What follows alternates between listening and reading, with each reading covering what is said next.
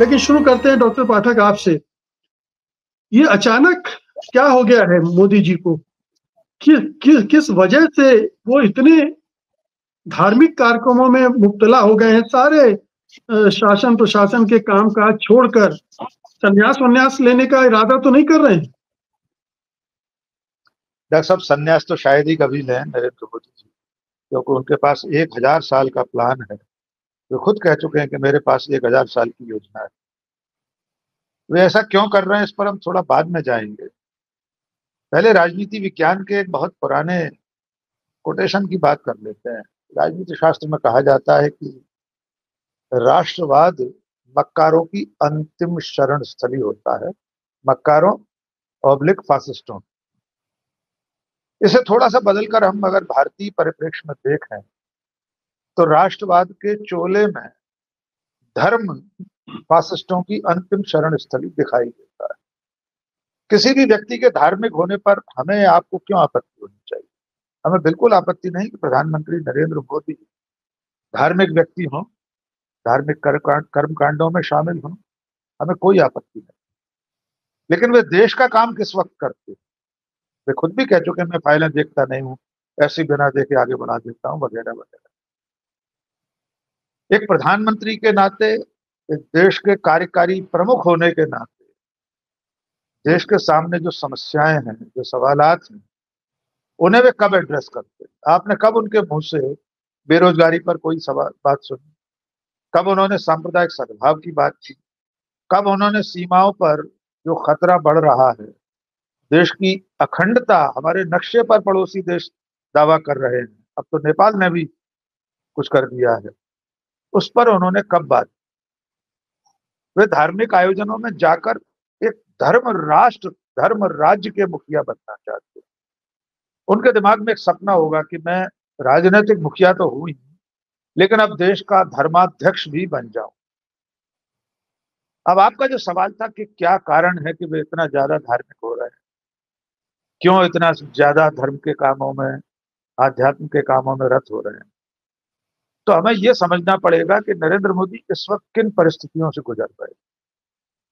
भले ही 2024 में उनके घोड़े को थाम लिया गया हो 240 पर, भले ही उन्होंने राज्य विधानसभाओं के चुनाव उसके बाद जीत लिए हों, लेकिन वे अच्छी तरह जानते हैं कि देश में उनकी जो ब्रांड इमेज है वो लगातार उतर रही है।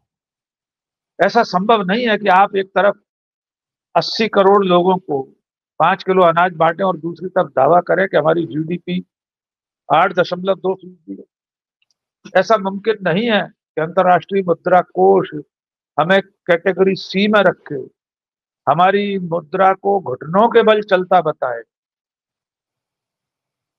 सरकना बताए, घिसटना बताए, और आप ये कहें कि आप विश्वगुरु बन गए। तो इस तरह की तमाम चुनौतियां, और उसमें जो ताजा चुनौती उनके सामने आई है, उनके नैतिक धरातल को जिसने कमजोर किया है, कि उनकी जीत चोरी के वोटों से हासिल की गई जीत। इसलिए वे समाज की जो धर्म भीरू जनता है, हमारा देश सदियों से धर्म भीरू रहा है, हम जानते हैं धर्म के नाम पर क्या कुछ नहीं होता है, और कोई भी धर्म हो, इस मामले में सभी धर्मों के जो ठेकेदार हैं, मैं साफ कहूंगा, वे सब एक से। इसलिए वे अपनी धर्म भीरू जनता के दिलो दिमाग में ये बिठाना चाहते हैं कि 500 साल बाद राम मंदिर पर ध्वज फहराया गया है, उसका समारोह हो रहा है। कई जानकारों ने लिखा है कि हमारे शास्त्रों में परंपरागत हमारी जो सुश्रुतियां हैं, वेद पुराण, इन सबको सुश्रुतियां ही कहते हैं, इनमें कहीं इस तरह के ध्वजारोहण का कोई प्रावधान दिखाई नहीं देता। इससे पहले कभी भी इस तरह की इतनी बड़ी गतिविधियां नहीं देखी। लेकिन इसके पीछे उनका जो उद्देश्य है, उनकी जो नीयत है, वो सीधी सीधी अपने वोट बैंक को एड्रेस करने। वे अच्छी तरह जानते हैं वे किन्हें संबोधित कर रहे हैं। इसलिए मुझे ऐसा लगता है कि दो चुनौतियों का सामना कर रहे हैं। एक तो संघ परिवार में, संघ की तरफ से अगर कोई चुनौती बढ़ रही है, यद्यपि डॉक्टर मोहन भागवत उस दिन जो कुछ कह रहे थे अयोध्या में, उसके बाद लगता नहीं कि वे बहुत ज्यादा दिन नरेंद्र मोदी के सामने टिकने की हैसियत में है। दूसरा, विपक्ष की तरफ से चुनौतियां, जनता के बीच घटता हुआ उनका कद, और अंतिम बात जो आपने कहा कि वे ईश्वर होना चाहते हैं, निश्चित तौर पर ये कामना होगी। मानवता के इतिहास में बहुत सारे लोगों को खुद को ईश्वर के रूप में मान्यता दिलाने की ललक रही है। और इसकी शुरुआत मैं संक्षेप में खत्म करूंगा। 2014 में जब वे प्रधानमंत्री बने, डॉक्टर साहब आपको याद होगा महाराष्ट्र बीजेपी के प्रवक्ता थे अवधूत वाघ। वो पहले व्यक्ति थे जिन्होंने कहा था कि नरेंद्र मोदी भगवान विष्णु के 11वें अवतार।